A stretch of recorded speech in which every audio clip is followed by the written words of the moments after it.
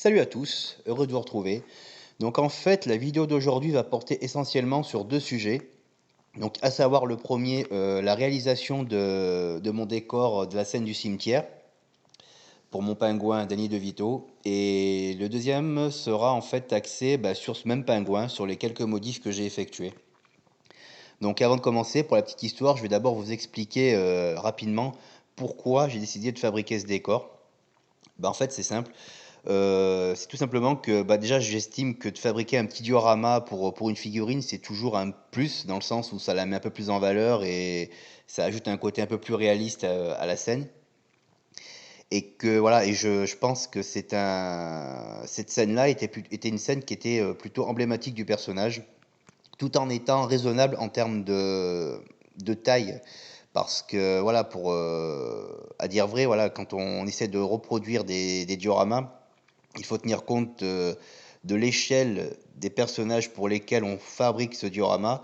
Et là, il faut savoir qu'un personnage de 38 centimètres, on ne peut pas se permettre de lui faire un décor trop volumineux. Donc, j'estimais que c'était un bon compromis. Donc voilà, c'est pour ça que j'ai fabriqué ce décor. Maintenant, en ce qui concerne les modifs du pingouin, je sais que pour ceux qui ont vu ma première vidéo, je disais que je ne comptais pas y retoucher parce que je trouvais qu'il était bien fait d'origine. Et puis j'avais peur en le retouchant de peut-être gâcher le pingouin en fait et de devoir le jeter à la poubelle et en racheter un autre. Force est de constater que j'ai quand même pris le risque, parce que bon, il faut savoir que voilà, c'est pas mon métier, la fabrication de décors et la customisation de figurines. Je fais ça en tant que loisir, donc c'est sûr que j'ai un niveau assez bas, mais voilà. Et donc j'ai quand même tâché de faire quelques retouches et je suis assez satisfait du résultat. Mais ce sera à vous de m'en parler dans les commentaires. Donc sans plus attendre, on va passer en caméra embarquée pour détailler un petit peu plus ce dont je vous parlais précédemment. A tout de suite. Nous voilà en caméra embarquée. Donc voilà, je vous montre un petit peu le décor. Désolé pour les mises au point. Donc voilà, là j'essaie de reproduire de la neige. Pour ceux que ça peut intéresser, la neige, je l'ai faite à base de bicarbonate de soude, de colle, de peinture blanche et d'essence de térébenthine. Tout ça mélangé en fait. Et ça donne ça en fait. Ça donne un aspect qui est plutôt pas trop mal, je trouve. Donc voilà, là j'ai essayé à cet endroit-là, sur cette zone-là, de reproduire en fait une neige qui a été foulée pas par des pas, mais plutôt par la veste du pingouin en fait. Donc j'ai voulu reproduire le, le manque de neige suite à un passage. Donc voilà. Là, je vais vous montrer donc toute la neige qui se trouve sur les pierres tombales. En fait, par contre, là, ça a été différent comme procédé. Je me suis simplement contenté de saupoudrer du bicarbonate de soude pur. Ce qui fait qu'en fait, si jamais un jour j'en ai marre de cette présentation-là, avec un pinceau, je peux tout retirer et tout recommencer. Il n'y a que la neige qui se trouve sur le sol du décor qui est fixée, qui ne peut pas être modifiée. Donc voilà, là, je vais vous montrer un petit peu les détails du décor de la pierre tombale principale, donc le cobble pot. Donc voilà, voilà. Là, vous pouvez voir là le nom de ses parents. Donc voilà, enfin je suis assez content de moi. Je sais que ça se fait pas trop de dire ça, mais voilà quoi. Je veux dire, si j'avais pas été satisfait, je vous l'aurais pas présenté. Donc voilà, vous avez à peu près une idée générale du décor. Voilà, je vais reculer un peu. Donc voilà, vous avez le côté, l'arrière. C'est un décor qui m'a pris environ un mois à fabriquer. Ouais, mine de rien, ça prend un peu du temps. Donc je l'ai fait avec du polystyrène pour la plupart des éléments. Donc voilà. Après bon, je vous laisserai juge et savoir ce que vous en pensez. Si vous estimez que je me suis pas trop mal débrouillé ou si vraiment j'ai été complètement nul, ça sera à vous de me le dire dans les commentaires. Donc voilà, je vous montre un petit peu. Voilà.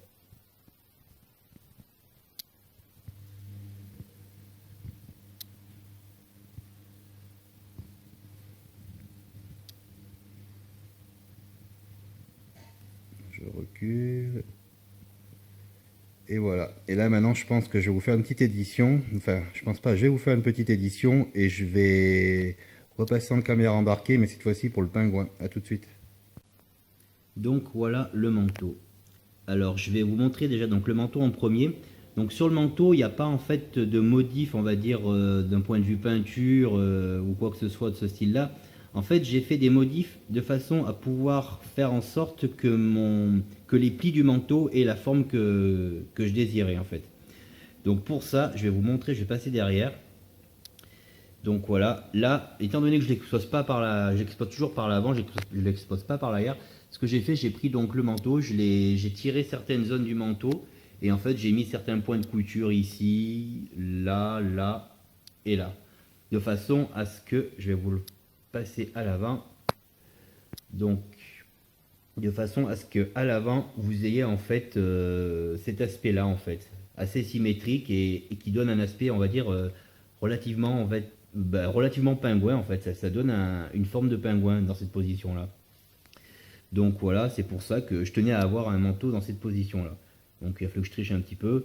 Au niveau du bas du manteau, ce que j'ai fait, étant donné que je manipule la figurine, on va dire que ça m'est arrivé de la changer de place à plusieurs reprises, je lui ai fait un socle sur mesure. Donc voilà, en fait ce socle là, donc je l'ai fait en fonction, donc je vous montre, je l'ai fait sur mesure dans le sens où en fait le bas du manteau vient se poser sur ce socle là, et du coup je peux déplacer la figurine sans que le bas du manteau ne change de forme en fait.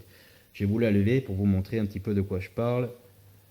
Voilà, vous voyez, normalement ce qui est en bas ça devrait tomber, là ça ne tombe pas. Donc je vais la reposer. Voilà. Voilà, donc ensuite on va continuer à monter, donc rien de particulier donc sur le reste.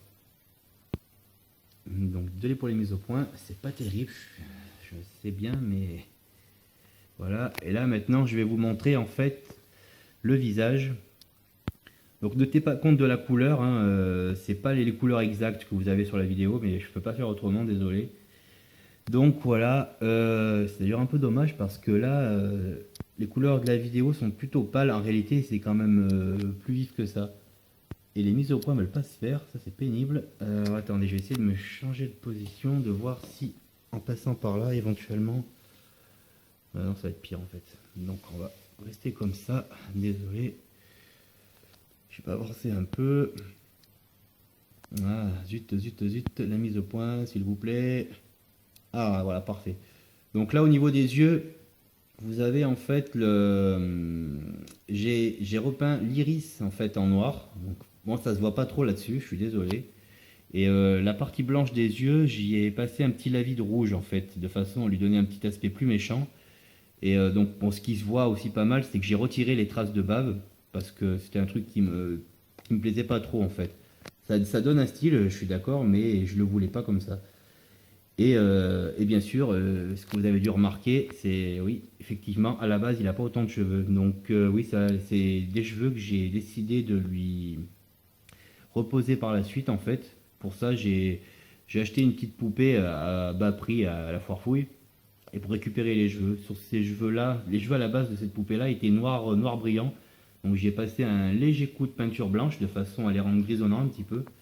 Et donc voilà, vous avez un rendu qui je trouve pas dégueulasse. Parce qu'en fait, c'est vrai que sur la figurine, à la base, ils l'ont livré avec une partie de cheveux en synthétique et l'autre partie en sculpté.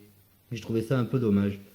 Donc j'ai vu qu'un internaute avait décidé de lui mettre des vrais cheveux, enfin des cheveux synthétiques, et je trouvais que ça rendait plutôt pas mal, donc j'ai voulu faire la même chose, et c'est vrai que j'en suis assez satisfait. Donc voilà, et là je vais vous montrer avec le chapeau ce que ça peut donner. Voilà, hop, voilà ce que ça donne avec le chapeau. Donc voilà.